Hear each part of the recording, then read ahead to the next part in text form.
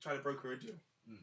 The deal, obviously, she came back with, after she negotiated with Europe, she presented to Parliament.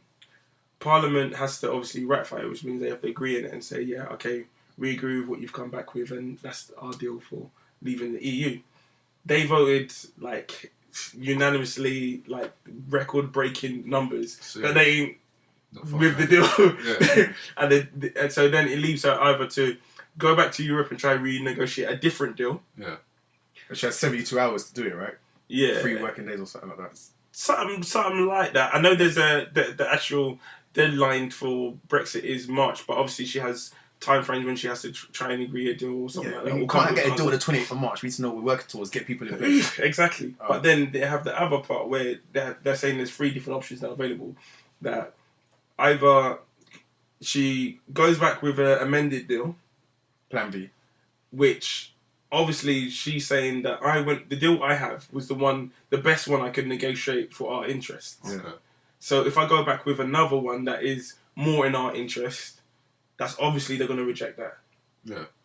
So that's like a pointless exercise. She's saying. Okay. The other side is saying, like, we've got to press our point to say that either we will accept this better deal that we think is correct, or we just leave with no deal. So no deal is saying there's nothing really in place, and that's bad for both sides, because both sides then don't have any agreements about the bits of each other that they want. So they want stuff off England in the years they completely separate, and we want things off the EU in the years that we separate. So no deal means like, listen, you ain't getting what you want, I ain't getting what I want, and let's keep it rocking. Yeah. So they're looking at that. That's the worst case scenario, is that no deal. And what she was doing apparently was she wanted to get all the parties together and them all to agree on a deal. Okay. Preferably her deal. All right. But obviously, Jeremy Corbyn's not fucking with him though, or them. Like, yeah, and they're trying to. I think it's a hard one to say whether it's to do with party against party. Against, like, because she's obviously a Conservative and he's Labour, but then both Labour and Conservative voted against her deal. Okay. So people from her own party. So it's whether, is he trying to do it because it's not a good deal, or is he just trying to be awkward now to try and prove her that she's not a good leader? He's looking at taking her head off. What's mad about the whole thing, what's mad about the whole thing is she was one of the people that wanted to remain in Europe, that you're asking her to lead the discussions about leaving it. Yeah. Right. So this was the point I made, in that how can we? She's basically taken a job. It's a poison chalice. How can you? She wanted to remain. Yeah. You had people like Boris Johnson, who were adamant, we need to get out of Europe. Yeah. We need to get out of Europe. Yeah. He gets his way when people vote, we want to leave Europe. Yeah. Then the man says, nah, I'm not in it. Yeah, I'm not about for a job. Yo, fam, you want that PM job? No. Actually, do you know what? Man was just chatting pure crud, yeah? Man was just flexing. Man was just chatting pure crud and that. So, you know what? I'm allowed this one still. And obviously, you got to remember, these people, they come from Eton and these places. They're born to be leaders, taught to be leaders. Yeah. Everyone's on the top of their agenda, or the kind of pinnacle is to become PM. Yeah. So someone's going to take that job. Yeah. So she was on a hiding to none. Every single time she was on a hiding to none. What she should, in my opinion, should have been more forthright. Should have come in. She made it. Well, it was known that she wanted to remain. She should have come in, and what I would have done is, once, as what's been happening, the details are starting to be thrashed out. Actually, this wasn't just a vote about too many immigrants taking our work, taking our jobs. Yeah. It wasn't about that. There's a whole lot of other things that come into this. Once she's now got that info, and she should have said to the British public, do you know what? We now have a lot more info on what Brexit really means. Yeah. You know that I wanted to remain anyway. Fair enough, Brexit means Brexit. But guess what? We didn't have all the info. We didn't have all our ducks in a row? Yeah, ducks in a row. Do you know what? Let's go again. That's what I would have done, especially if I was a Remainer. But then what you've got is people are saying, "Why have the first vote in the first place?" and all that kind of stuff. Exactly. So it's they're talking about having a second vote and another referendum. Yeah. What is that rubbish? No, but that's going to be different. The second vote, and you'll probably have to correct me, Gamma. So joined by Gamma French, myself, Mase. You're tuned into page 3. You forgot. Fully booked. Spin-off, page 3. So sorry, as I was saying, that vote, from what I understand, is going to be different. That vote is the possible vote is going to be on whether or not we take a deal or no deal. It's not going to be based on whether we want Theresa May to be Prime Minister or anything like that. No. Is that correct? Yeah, so there's that, but there's also people that are saying like no, they're going to do a series of no confidence votes. So the first one now was about there was no confidence, and then she passed. She passed that. Yeah, but then there's going to have no confidence about lots of different things. We have no confidence about discussion about the referendum. There's no confidence about you as leading the party. There's going to be a series of no confidences, and it will delay the process. Who raises those no confidence? Obviously, Corbyn straight away is going to be like, we have no confidence in. He's already done that. Yeah, he done his no confidence in Theresa May's leadership. Yeah, right? Theresa May's leadership. So who can keep bringing his no confidence? And how many did they pluck categories out the sky? Or is there specific categories that can go by? So for every stage, you can bring up a no. So when she has to raise I have raised order that the Parliament must go and look on this New Deal that we want to thrash out. He can raise, we got no confidence in that.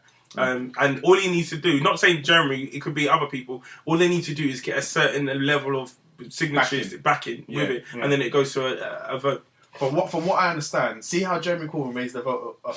Is it a vote of no confidence? Vote of no confidence against Theresa. Once you do that once, you can't do it for 12. Is it 12 months? There's a certain time period. If you do that once, he can never come back. If Theresa May tomorrow morning says, fuck the British public, and then she walks in and she says. She's just like, I hate Conservatives, I hate Labour, or something like that. Labour can never, or I'm never going to listen to anything Labour has to say on Brexit or something like that. Jeremy Corbyn cannot raise no confidence against her. He had to choose it wisely because he was going to do it a few months ago, and I don't know. I think there was more on the fence. There were more people on the fence. Exactly, but because obviously she got this thing where the Conservative and Labour all said we don't believe in her deal. He's sort of right, strike while the iron's hot. Okay. And literally the next day, he raised the no confidence motion. She was thinking, maybe some Conservatives aren't stupid, the MPs, because they know once he raises that throws their party into question, and then all of a sudden you're going to have a general election, maybe, general election. And then maybe Labour got a chance sneaking in. Even though Jeremy Corbyn ain't got the full backing of his Labour people because he's very. But the other thing as well, which is quite interesting, the other thing that's quite interesting about it is the fact of. Even if they had no confidence, she lost it. As far as I understand, what would have happened actually wouldn't have been a general election. It would have just been an election within the party for their leadership. Yeah. That's right. Yeah. So what he was planning on is trying to show to the Conservatives, listen, we're not saying that you guys have to come out of power to do a whole general election where you lot think, we might be close or we might lose. Or I'm saying you lot are still in power, but this is not the right person. But then if you look at it smarter, he's probably looking like whoever you're going to bring in is going to be less stable. Yeah. People are going to be less credible. It's going to feel less connected to that person, and they're not going to say like how he did with Gordon Brown. When that person is not elected to office, people feel like kind of in a way cheated. Like I didn't vote for this leader. This is not the party I picked, and then it might change. So same thing with like I said with Gordon Brown, why he was there's many reasons why he's unsuccessful, but one of the reasons he's unsuccessful was because he wasn't ever elected. Yeah. He was like by default, and the same thing with Theresa May. She was by default until they had that general election that they called, and then she actually got things. But before then, people were still a bit iffy about her. Yeah. But even going back to the point what you were saying about the EU Brexit, you think about even like Nigel Farage, like the UKIP leader, he was all for it, right? Yeah. As soon as it came out that he'd been wiping quick, and you know why? Because everybody knows it's something that couldn't be delivered, and. Whether you think EU leaving the EU was a good thing or leaving a bad thing, because I always like kind of people when I explain it to them and my viewpoint on it, it's like having a divorce. So say you had a partner and you married for 20 years, maybe have children and all sorts of ups, downs and whatever, and then you tell her you don't want to fuck other chicks and I want to go out and with my mates and whatever, and then but at the same time don't take the house, don't take the car and and every now and then I want to maybe come in and watch Netflix and get a beat. Do you know what I mean? Get some cold cuts. Yeah. What reaction do you think you're going to get from that? You're going to tell her she's going to try and skin your life. Yeah. It's like you can't have it all your own way. Yeah. So when you have it, you got to be like, okay, things haven't worked out. It's not worked out to you, but unfortunately, but there is going to be some pain with that. Regardless of how amicable you're trying to make it. But again, you got to have that viewpoint that when I leave, I can't try and take all the positives that I used to have and bring it into the new separate relationship. Yeah. So basically what you're saying is you can go out... No conjugal visits. Maybe I let you look up a couple skirts and that, but no, you're not beating that. You're coming straight back to me. Yeah, you have to do like if you say, you know what, I'll come visit the kids on the weekend. You know what I mean? you jump off to a granny's and then I'll come visit them. You can't have that where you're still acting like you two are the same. And the same for the Brexit. It's kind of like we want things like security, so freedom of information between the two different parties. But people don't. That people didn't forget. Remember that being part of the EU, that's what we have. Yeah. So as much as we have freedom of trade and freedom of immigration and whatever, we have freedom of security. And like Interpol was still in the background, but if you look at like say Russia and America, what's the freedom of information between those two countries? Nothing. Because they're separate entities, nothing. Whereas in the EU, you have that differently. Yeah. And even if you're talking about commerce and tax, it's like people say, "Oh, we can get better deals with other countries," and who knows? Test of time will tell us whether that's right or not. But just look at it logically in the short term. Like if you've got China and China has to negotiate with the whole of Europe. Yeah. They're talking about volume. They're talking about resources. You're going to get a better rate. Now, if they're talking about the little island of England that exports nothing apart from banking and services, what rates do you think you're going to get? So in the short term, you're going to get a hit. And I think what people I think thought was you're going to go back to the 70s when we first entered the EU, whereas as we know, there's no time machine. I don't look there, but you know what I mean. 30 years ago, you know. It's going to be the world's in a completely different scope now. And once you've gone into something, some things are replicable. So if you've had a sex change, you can't go back and become the other sex you was before. Yeah, it's done. Maybe you can. I don't know. No, but he said some light, Gamma. Well, I don't know. I'm trying to. I get the point, though. I get the point. You know, I'm trying to be for the community out there. You know. That's cool. So where, as of today, do you know where we stand with this whole Brexit thing? I think she's put a plan B together.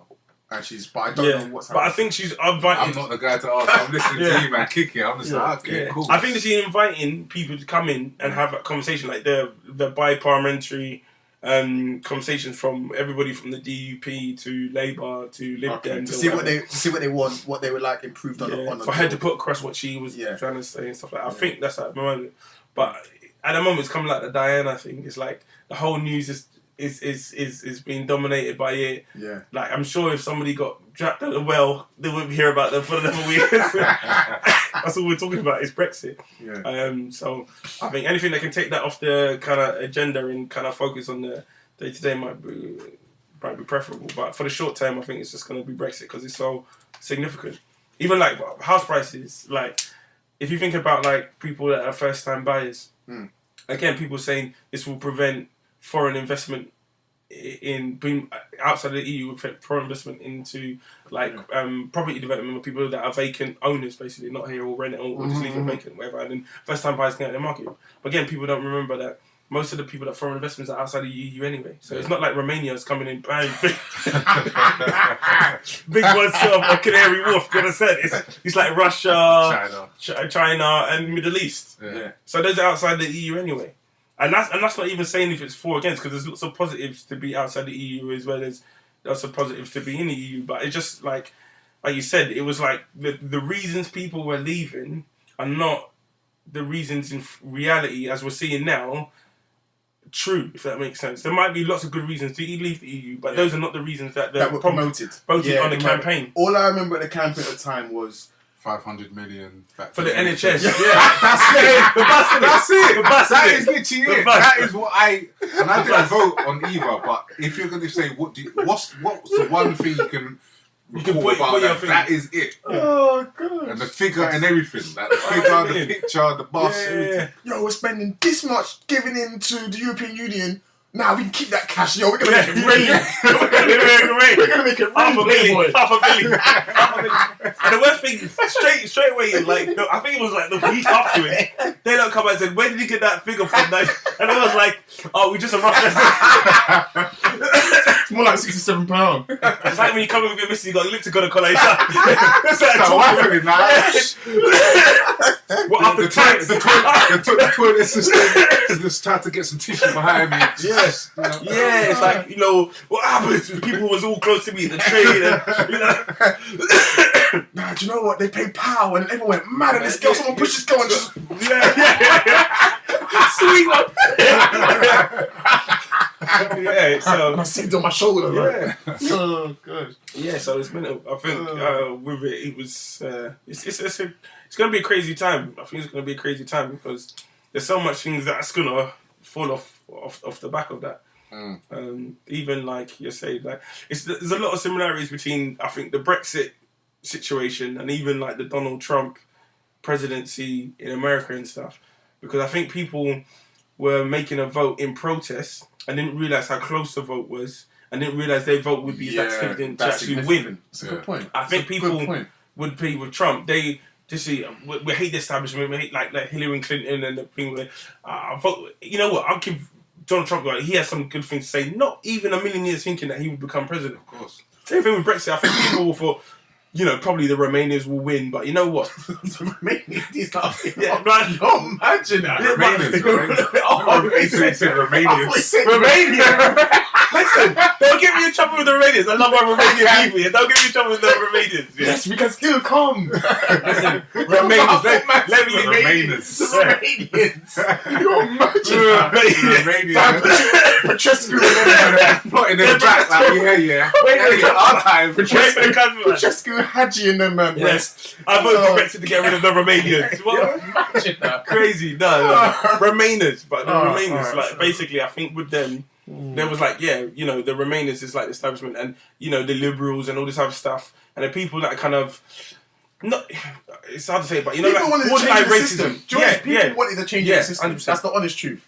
And 100%. they didn't really, I feel like people didn't really know what they were voting for. More facts have come out now. It's like, we're really going to fuck up our country. Do you know what I'm saying? Yeah. And the thing is as well, it's like, what I think is sad about it is there's two things that didn't happen. One thing, like, there wasn't even like, I think that the vote should have happened based on, like, we should have voted, we needed more scope out what the Brexit would entail. Yeah. First, like, scope but out. They didn't do the research. And the referendum should have been rather than saying should we stay or should we go, it should have been should we explore to go or should we explore or should we remain. And then it should have been a further discussion between the politicians and that afterwards. So it should have prompted conversation. Rather than prompting a decision, exactly. It should have prompted conversation.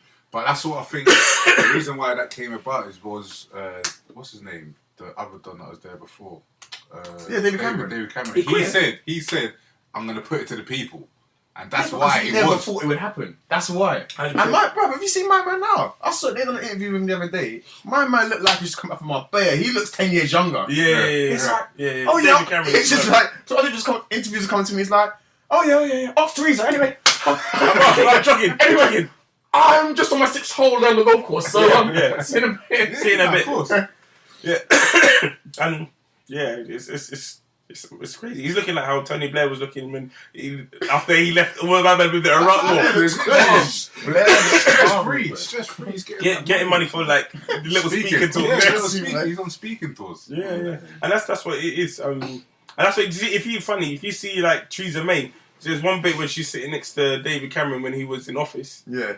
And then you see her now. Yeah. She looks withered. Fragile. She looks withered. Yeah. They all do. Like, after a time. Yeah. Especially with the whole Brexit thing. How are you getting any sleep? Yeah, of course. You get what I'm saying? Yeah, of course not. There's like a funny meme going on at the moment where like everyone's Teresa, outside 10 down, and she goes in behind the door. Oh yeah, sorry. And she goes in, she puts 2 photos. Yeah. Fuck's sake, Germany. Well, have you not seen what's been going on? So I don't know if you don't know about the Prince Philip thing. Oh yeah. So let me just explain for the listeners. So Prince Philip, for those that don't know, so Prince Philip is 97 years old and he was driving, I think, a Range Rover. Balling. And apparently he's in they call it the Sandringham area or something. Yeah. Is that what they call it? Yeah, Sandringham. Isn't that where the young army recruits and that's where they died, right? A couple of them. That was Woolwich. Yeah, Woolwich. I think if you're talking about I was talking about the training. No. Oh yeah. They were training. Yeah. Because I know what's his name, Harry and all those like used to train there and all that. Yeah. So he was driving the Sandringham area, and a car was going past, and he pulled out, and I think as he's pulled out, he's hit them, and either his car's flipped or their car's flipped. It was a car containing 2 women and a baby. Allegedly. No. It was. Oh, you don't buy that? How about you say allegedly? Yeah. Allegedly, sorry. Yeah. I'm not trained in this media stuff. Anyway, yeah. So Yeah, they basically had an accident, and he's blamed the fact that like the sun glared in his windscreen at the time. He couldn't really see. The person driving the other car said, "I remember it being overcast that day." Oh wow! But it's sparked this whole controversy.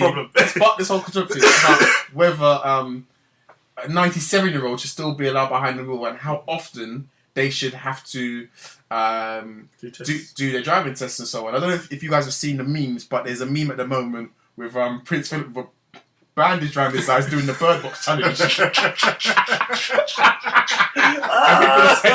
People are saying Bird Box 2 coming soon on Netflix. They got Prince Philip with a bandage around his eye. I think I've seen that one. Yeah, I see that one. So I just want to bring it up. What 97-year-old behind the wheel? What's your thoughts? And also the other thing I wanted to say. Sorry, I should have mentioned the second part of this question. I'll give you some context.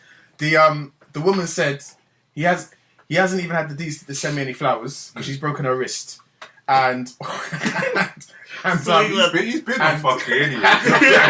He's not really giving a shit for how many years. I don't expect anything to change. Contrary to reports, he didn't actually come up to us and see if we were okay. But in all honesty, he was advised not to.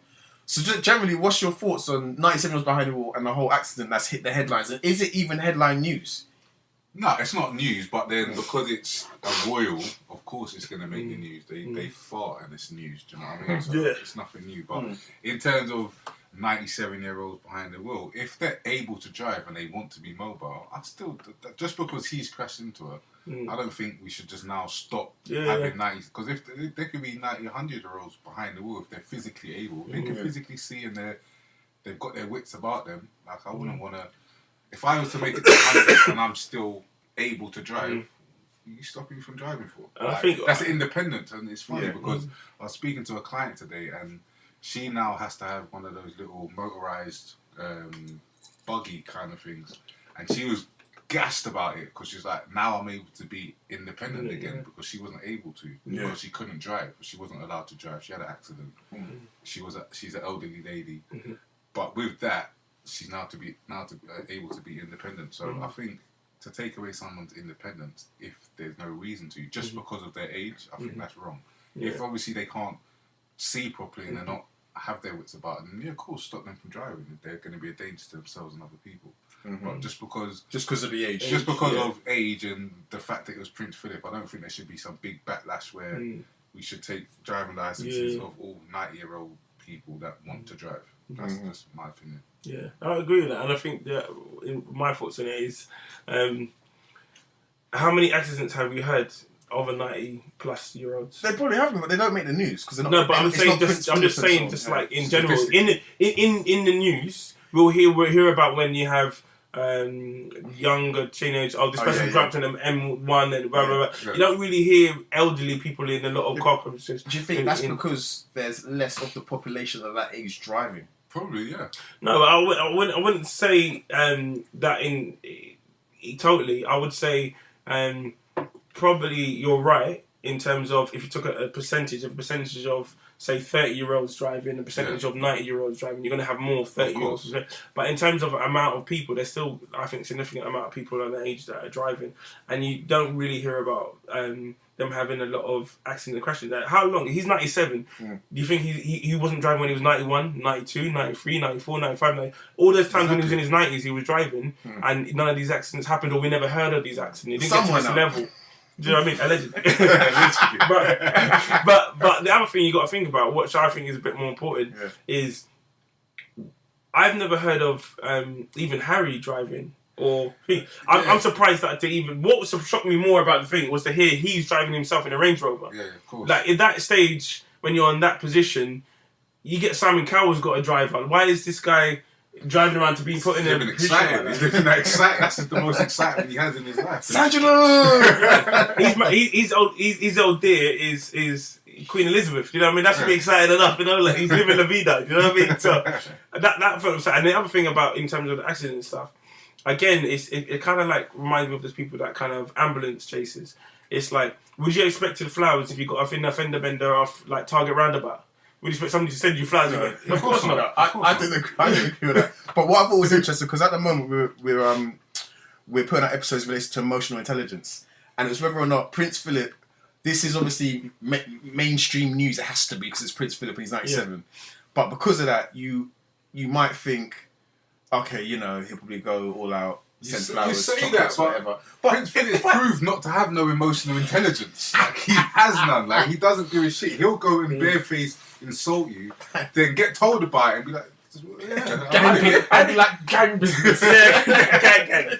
But, you know, at the same time, I think he probably does have emotional intelligence. Go on. But he disregards like, he's aware of the damage he's doing. I don't think he's somebody that is unaware. I just think he, you know, like, and to be honest, I think it's like people of that age. I'm on crabs. The people of that age, like, I don't give a fuck. Like, it's like if I talk to my dad or like my granddad, he'll tell you all about it. Like, recently, I don't know if you saw it, like, Quincy Jones was talking about all these other people, like, from Michael Jackson and whatever. You weren't talking like that 20 years ago. Of course not. Yeah. But he's talking about that now because he don't give a shit. He's 80. You know, he couldn't give a flying. You know what I mean?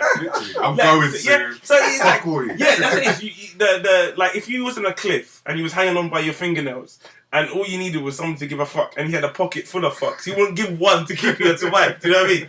That's the kind of level I think the older generations are on. They get to a point where they're so self-confident, and like I said, they've got only a certain period of time. They haven't got the ability in them to have a facade and that bit about, you know, like caring about other people and stuff like that. Part of that is disintegrated by the fact of, listen, I ain't got time to be caring about all this. I've only got X amount of years left. I just got to be living life to the full and enjoying myself and being who I am and I'm comfortable with who I am because I've been in that place for 97 years now. Do you know what I mean?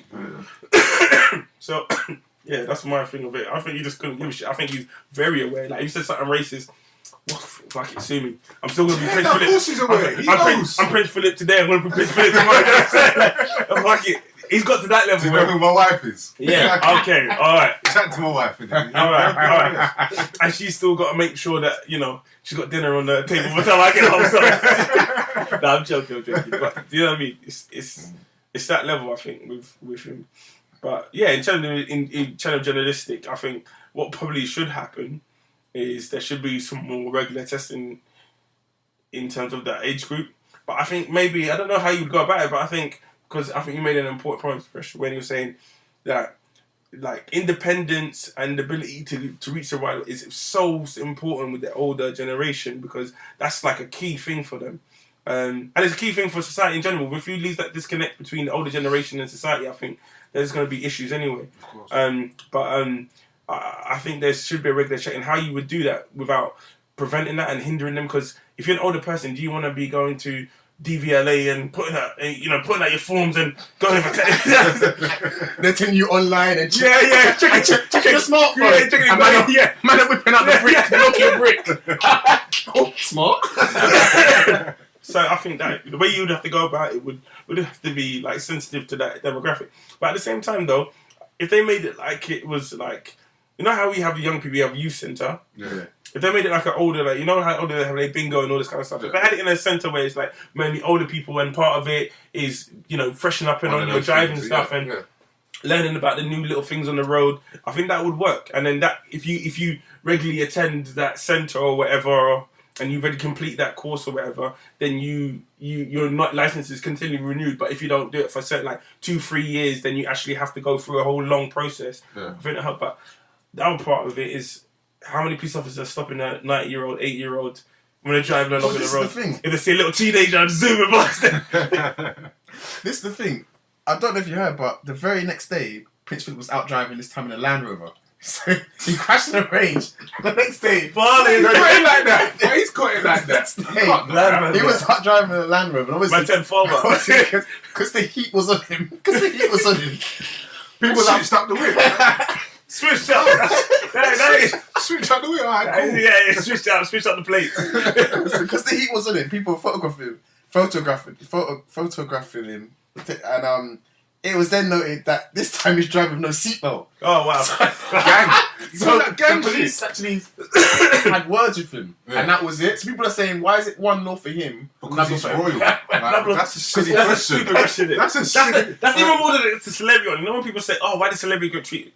Like, why does rich people get... It's like, that's a nonsensical question you're asking, but even if we're raw, that's even worse. So what you gonna do? You're gonna put him in, play him up in like the police station. They ain't gonna see about like Prince Philip into court. What do you mean? Prince Philip with Delray from down the road. It ain't gonna happen, is it? It's not gonna happen. And furthermore, when do you see elderly people, again, when do you see elderly people go, drapes up and putting a bonnet because they're holding certain things in the car? Of course not. It was such a mother pussy about no seat. Yeah. You see what I'm saying? So that's I think people try, I think, like overreact to things because they have a reason. I think some people are waiting, they look online, look through the news, waiting for something to react to. And that seems like one of it. I'm not saying what he did was right, but at the same time, there's big issues, man. Who's driven that hasn't had an accident? Whether it's their fault or not. I crashing to you when I was 17. Do you remember that? Yeah, I remember that. Yeah. I don't know if I can say on table. Allegedly. I remember another time that we was nearly crashed again when we said this is again showing the difference with the age. Yeah. Because we were young then, and I remember we had a little. Allegedly had a like a little race on a motorway somewhere. I was heading towards the separation between when the motorway goes down back into the local traffic and when it continues on. And I remember I was on two wheels doing 100 miles an hour. And I remember going through Russ's window and everybody in his car was saying, "Oh shit, those guys are gonna die." As I was flying past. And that just like woke me up in the moment, like I gotta make it out there.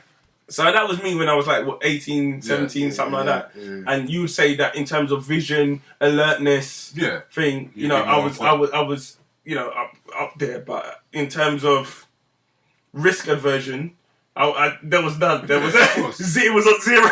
It was on zero. No fear of death. Whereas when you're older, I think the thing you get from it, which is a bit more than cause accidents, is they're very risk averse. Cautious. They're very cautious. Yeah, that cautious. Accidents. Yeah, definitely. You know what I mean, bro?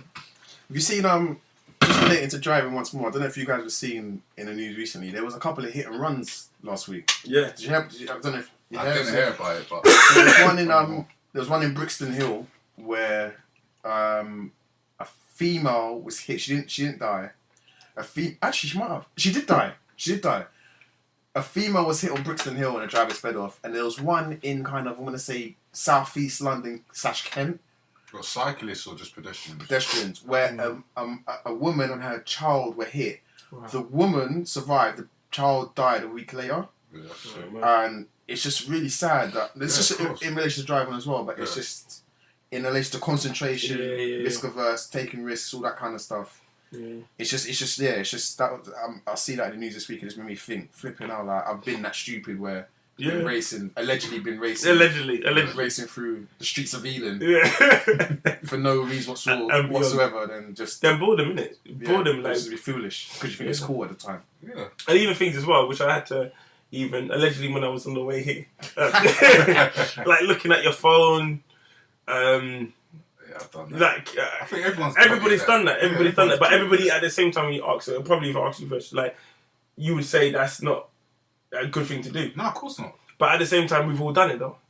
So it's that kind of thing, and all it takes is that little thing of you being on the wrong side of it, where somebody like that has happened, where you look down quickly, you see a text message or WhatsApp, because you see I'm out of date for the fact I said text message, not iMessage or whatever. Yeah. And you take it off the road for a minute. And you clip somebody, and especially in a pedestrian or like a bicycle and all that thing, all it takes is a little clip to completely change somebody's life. What's your thoughts? And I know this is such a hot topic, and everyone and their dog will be discussing it. And I think you know what I'm going to say, French. Just give me that look. But what's your thoughts? Recently, there's been so many cases coming up about women and being sexually assaulted and raped, and also we had the R. Kelly thing. Closer to home, we've had musicians in our country. We had a musician called DVS last year. Who allegedly held a girl hostage, raped her, whatever. And more recently, we had someone else in the BBK group called Solo 45, who's currently on trial, on a 5-year trial. Okay. Feeding to the Lions. The guy to the Lions, who allegedly they're saying raped 4 to 5 women. I don't know what the number is, but allegedly. Yeah, allegedly tied them up, and also I don't know if it's kinky behaviour they want to. I don't know. I'm not going to say anything. But just what's your thoughts on this whole thing, and why is it becoming a thing where it's coming to light more? Or is it people claiming to fame? We're in that era of a lot of shaming. Certain behaviour. I mean, we can even talk about the commercial that was done by Gillette, and the whole making sure that you're responsible for the people that's around you. So if you see one of your people, say for example you're out in a club and you see one of your friends like sexually assault a woman. It could be grabbing her ass. You know, like when you're out, you might see a man slap a girl's ass and you don't know her, so that technically is some kind of assault. Yeah. What is? I didn't see and in the commercial, I haven't seen it. I'm aware of it, but it's like basically you should be putting out your people and say that, bro. Like that's not right. How you should. That's not how we conduct ourselves. So it's holding each other accountable, and because we're in that era. We're seeing all these kind of cases come to more light, and it's becoming more prominent, especially when you got big cases like the what's the big producer Harvey Weinstein, and etc. The Cosbys, etc. And then Philip Green as well. There's something that apparently Kevin Spacey as well. Yeah, Jesus. Yeah. So we're in that era. There are a lot of things that was almost in the dark has been now bringing to the light. So it's fucked up, really. It's not. But at the same time, in certain cases, it's almost some of it was pushed, not to say pushed forward, but condoned. Like it was never frowned upon. Like, or if it was frowned upon, no one ever said anything. And the same way with the R. Kelly thing, and not to keep going over it because it's I feel like it's been done. Not to say, not to say like it's. I thought you feel for the victims and everything and whatnot. If there are victims, because it's still allegedly, no one's been brought to trial or anything. So, but like the people that's around him, and again, I still even watched the documentary. But from what I've heard, that the people around him, I think I may have had said this in discussion. The people around them was doing it. They was there for the bag. Like they're getting money, they're getting paid. So you're gonna turn a blind eye. And I'm not saying there's anything. I'm not saying that's right. It's wrong. But when you're in this society and money talks, power talks. This is why a lot of these things have been happening for so long. So yes, it is a good thing that it's coming to light. But there is reasons why it's been kept down for so long as well. So we can't. What I don't understand is why people are so surprised that these things have been going on. Like, we've been aware this has been going on. You hear about that, the whole, in Hollywood, going in the producer's couch and you have to do certain things to get certain routes. Like, this has been going on. This is normal, not accusations, but normal tales or stories that you hear about. So now that they're actually coming to the forefront and you're actually seeing the victims or the people that are involved, now it's becoming a bit more personable. That's why people are getting a bit more outraged. But to say, "Oh, I can't believe this has been happening," then you're being not to say you're an idiot, but you're naive to believe that this hasn't been going on, and it's still gonna go on. I don't think it's all gonna now stop. It's not gonna stop. People are still gonna abuse power. They may just do it in a quieter way or in a different way, but it's still gonna happen. And I think this is like what you say. This is like it's a self-feeding kind of system because you have, like you said, the people with power or influence or fame or whatever you want to call it, which is like in the R. Kelly situation allegedly, because he has links within the music industry. You get these parents, not even just the girls, it's the parents bringing them to this person and in order to get ahead or whatever. So again, then the people around it, again, allegedly the manager and some other family member, whatever, they've been helping to either, enable it, support it, cover it up or whatever. But this was happening back in the day, even from like the royal family. There's many different reports of things like this happening within royal family, not even just here, but internationally throughout the world, because of the person you're talking about and the influence they have. Inappropriate things have happened and they haven't been able to bring it to light. But the other part, is, like we were saying, is we say these things, but then let's just look at facts. We all knew because of, I'm not going to reveal people's ages, but we all remember from back in the day from the age ain't nothing but a number. Aaliyah days. How old was Aaliyah when she got with R. Kelly? I remember when I was younger, I knew she was 15. Yeah. And he got married to her. And I knew that. Just the song in itself, just kind of, it's a dead giveaway. Yeah. You know what I mean? And then look at this. I look at this differently. Even more recently, again, I'm not up with necessarily pop culture and stuff like that. So again, might be revealing my age here. But somebody like Tyga, like, was with one of those Kardashians when she's 16. When she's 16, 15, whatever. She was right, this is the thing. But when it gets a certain age, so like now, like you could say a 25-year-old can be with a 35-year-old. Oh yeah, it's nothing. It's nothing now, do you know what I mean? So it's like you've got almost like pockets of ages when it's appropriate and when it's not appropriate. But clearly 15 and 30 or 29, whatever, is highly inappropriate. Exactly. But we know that. We knew his age and we knew her age. Yeah. And because it was in this celebrity bubble, it somehow made it okay. But then, again, you got to look at it in different contexts. I was thinking, like you said, it does... You have to look at things sometimes in context of the time. And this is not excusing what allegedly happened and stuff. I'm just giving you kind of the devil's advocate on the other side. Like, say our grandparents' age, most of our grandparents are not from here. Like, my grandparents were from Yard. And it was nothing for a 16-year-old to get married to a big man out there because a 16-year-old used to run a yard out there. Used to carry goats and used to be able to have to, go to the bush and blah, blah, blah, and do all these little things. You knew how to run a household at that age. So you getting married and having kids at that age was nothing. Yeah. You wear, they used to say in Jamaica when you had short trousers, when you wear long trousers, you're a big man. And that happened when you was only in your 14, 15, you wear long trousers. That means you're a big man. So when you're a short man, that's when you go to school and that. Yeah. And those are the people who stopped school when they was 12 to go work. So again, sometimes you got to look at things in the context of the time it's happened and how the society was there. But obviously in this case, I think the major thing is not even like even so much the ages and all that kind of stuff, which is obviously, if it's true, sickening. But the other element of it is you got to look at what's happening. It's the control side of it, it's the abuse side of it, and then with any type of abuse, you got to look at what makes people susceptible to abuse, because certain abuse happens, when somebody's, unavoidable. Like I said, it's a parent abusing the child, or like a family member, or it's a teacher, when they have no choice but to be around it. But then other abuse happens when people are put in that situation when that's avoidable. Like with the R. Kelly thing, if it, again, it's allegedly, but if that situation was true hypothetically, then that person has been put into that situation either willingly by themselves or by their family or by people that's around the celebrity. And then you got to look at that as a wider psychology. Like, why is that happened in so many of the different cases? And it's not like you say what happened to Bill Cosby. I don't have to say it's allegedly because he got convicted of it. You dip something in somebody's drink and they get put under and they wake up and they feel sore. It's a thing where you've actually heard these things happen about him and you put your child, remember this is children, you put your child in their care without a chaperone there.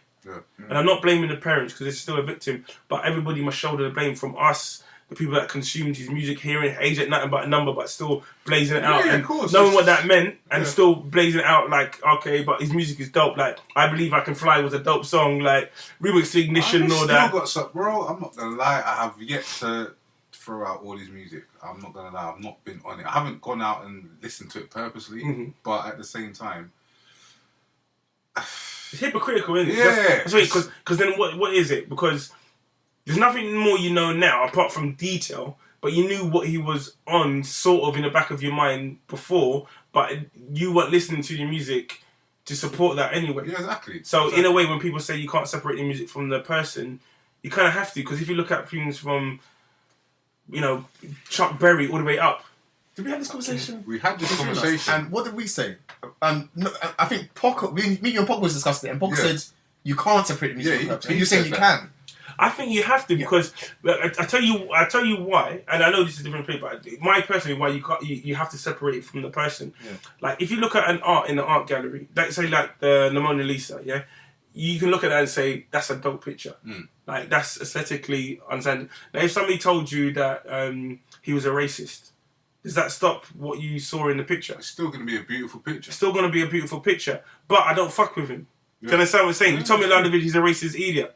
But still, that's a dope picture. But the same thing goes for clothes. Like we wear clothes that apparently the designers are racist, but we'll go and cop something for £500 or a bag of something or whatever it is, and still rock it and be like, yeah, I'm fresh to death. But they don't want you to wear those clothes, or they don't want you to buy that drink. But you'll still go out and buy it, and you'll still go and support it.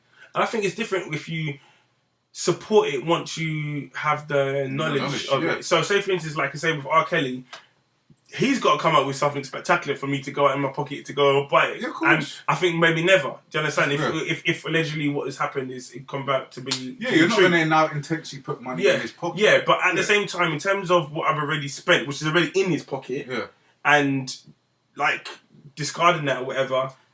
Like, for me, that doesn't really make sense because I've already heard... I can't unhear his music. I can't unenjoy his music. You'll listen to certain tunes and it'll put you in a certain place. Like, oh, shit, I remember I was doing this. Or I was with that certain someone at this time when I heard that. So those memories are always going to be there. Like, especially, like, you got, like... don't want to go into mad specifics, but, like, I Believe I Can Fly and those sort of songs. Like, that... Those songs mean a lot to certain people. Timeless. Do you know what I mean? And a lot of funerals, a lot of graduations, a lot of these kind of things, those songs were playing. So it's like you said, you're kind of tainting the memory of it if you're now going to put the two things together. If you're going to put the man and the music together, then like I said, through history, you got to look at, like, there's a lot of people that had very reprehensible moral, conduct that produced fantastic genius level elements of work or science. Like if you heard the person that made an aeroplane was a complete rapist, does that stop you flying now? You're still flying a plane though, isn't it? Yeah, of course. Because it's separate from his genius, is separate from his personal character. Yeah, so what you produce can be separate from what you're doing.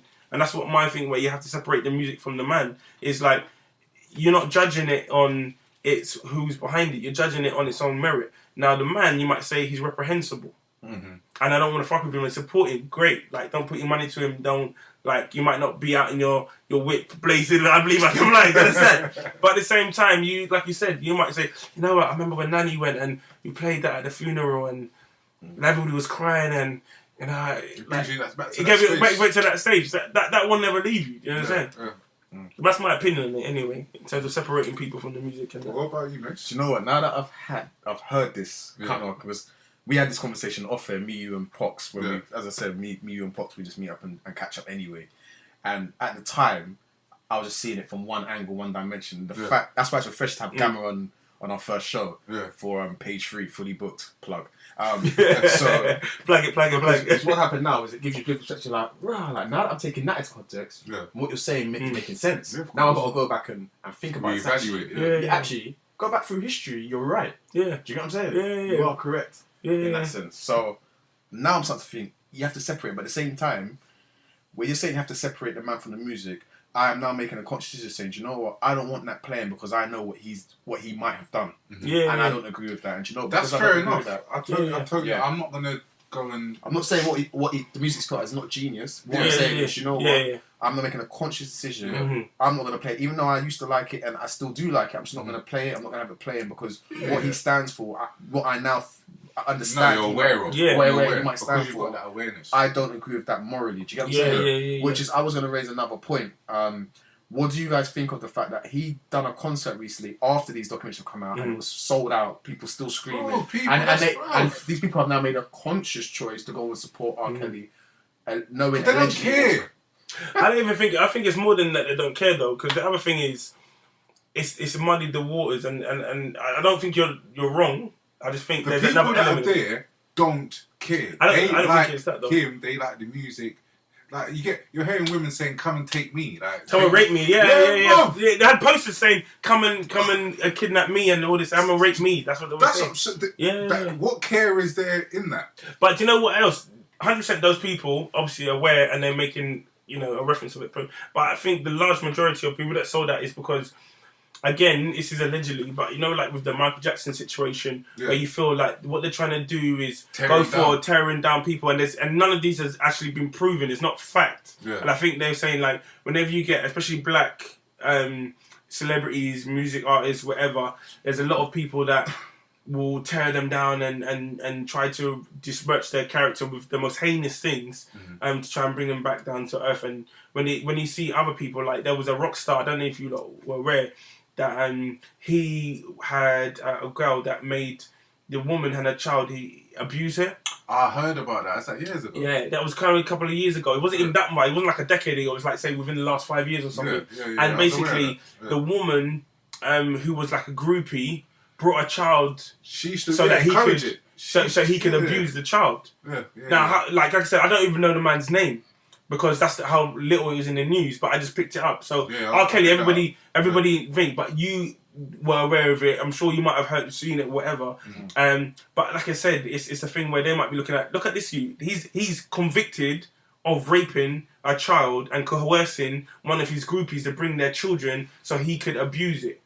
What's been said about there's not been surviving the Led Zeppelins and and whatever. Hey, there's not been none of those documentaries out. But when there's a black guy that's had allegations, and don't forget none of the people that are actually still there have made an allegation. There's people that's been either released of it that might have a grudge. So I think some people are thinking of it as like they're just trying to tear down another black man. And they don't really believe that this is true. And even the same thing with Michael Jackson, like I felt the same way. Whether it's true or not, who knows?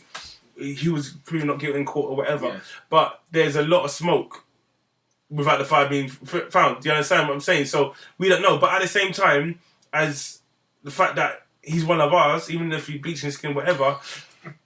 By the time you finish, you look Magnolia, rude boy. Yeah, but I'm ready to rock with until there's concrete. I need concrete. I need concrete. That's and it's like it's like I might look at it, it's like my people them. Say for instance somebody said something about Mase or something, and I've known Mase for when we was in high school and that. So if somebody said something to him, I need concrete. You can't just tell to me, oh Mase is doing blah blah blah blah. Like that's my guy. Do you understand? So you have to come with something concrete for me to then disparage what I think of him. And I think some of these people with obviously with the black culture and our black artists, we have that ownership over them. So you've got to come up with something that's concrete before we totally let go and I'm not going to buy. Now I'm going to support him and get him through this because he's been accused again. I think it's more that than just, he's a rapist. And still like his music.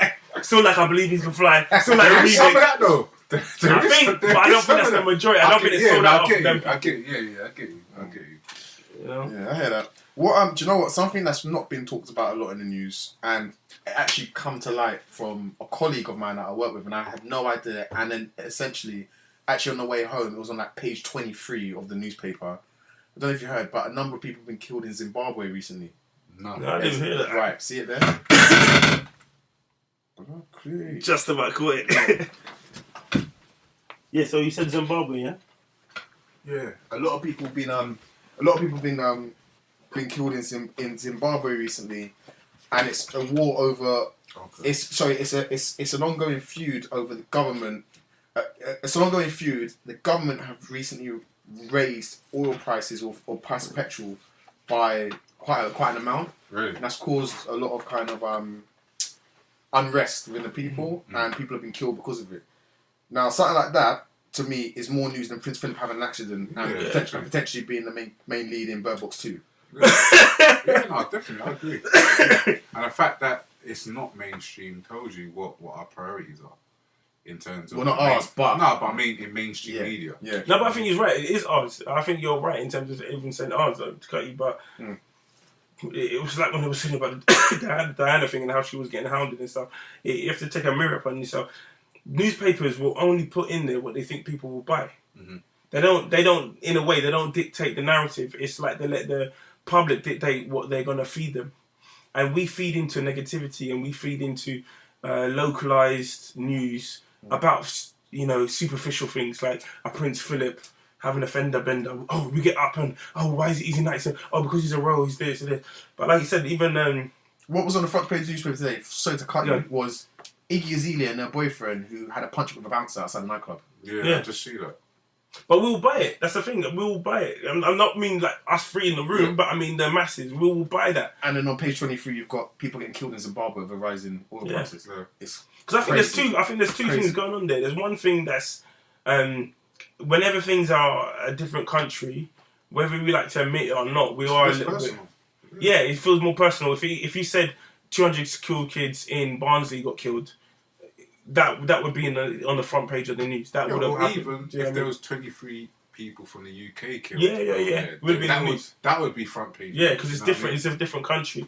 The other element I think you're talking about is like the celebrity element where, like you said, this person had a nosebleed. It's on the front page of the news. Do you know what I mean? They put their nose. Oh my gosh, it's a madness. Yeah, and then you got the things like there was more. That something was saying there was more people in the Nigeria kind of, like the extremist type of kidnaps and mutilations and killings that was going on there that happened at the stuff that happened in London with the buses and stuff, and it happened like within weeks of each other. Like there was school kids. Are you talking about the Boko Haram thing in Nigeria, where they had all the schoolgirls and they had them hostages, wifing them off and doing all sorts, doing all something, but killing them. Like I mean, it's not just wifing. I mean, like literally, like you're committing in a way like genocide. Yeah, and like.